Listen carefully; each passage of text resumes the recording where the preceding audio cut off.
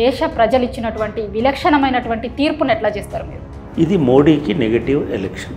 మోదీకి నైతికంగా ప్రధానమంత్రి పదవిని చేపట్టేటువంటి నైతికత లేదు.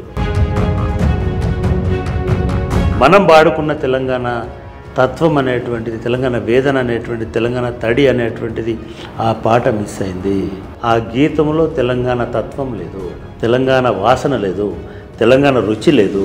మన పాట ఆస్కార్ దృష్టిని ఆకర్షించాలి, కానీ ఆస్కార్ ఉన్నోడు కొడితేనే పాట బాగుంటుందని అనుకోవాల్సిన అవసరం లేదు.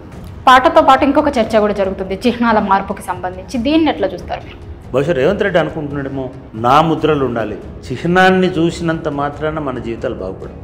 అమరవీరుల స్థూపాన్ని పెట్టడం కాదు, అమరుల కుటుంబాలను మీరు ఆదుకోండి. సో ఎన్నికల రెఫరెండంగా భావించిపోయినటువంటి ఎన్నికలలో 8 సీట్లు గెలవడాన్ని అంటే కొంత వ్యతిరేకత వచ్చింది అని అనుకోవచ్చా? ఎప్పుడైనా రెఫరెండం అనేది పాలన జరిగిన తర్వాత రెఫరెండం ఉంటుంది.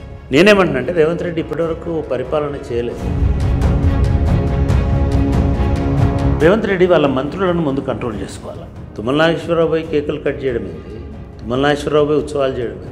మీరు రేవంత్ రెడ్డి గారు ఒక మాట అన్నారు, ఆ ఇంటి మీద కాకి ఇంటి మీద వస్తే కాల్చి పడేస్తాను. మరి మీ ఇంట్లో కాకి ఇంకో వాళ్ళ ఇంట్లో పోయి ఇది చేస్తుంటే ఎందుకు చూస్తున్నావు? కాల్చి పడేయాలి కదా. ఆంధ్రప్రదేశ్ రాష్ట్రంలో టీడీపీ అధికారంలోకి వచ్చింది, ఆ ప్రభావం ఏమైనా తెలంగాణ మీద ఉంటుంది అనుకుంటున్నారా మీరు? తెలంగాణ ద్రోహి అని ఉద్యమకారులు అంతా చెప్పినటువంటి చంద్రబాబు నాయుడు కేంద్రంలో అధికారంలో ఉండి తన మంత్రుల ద్వారా తెలంగాణకు న్యాయం చేస్తాడా?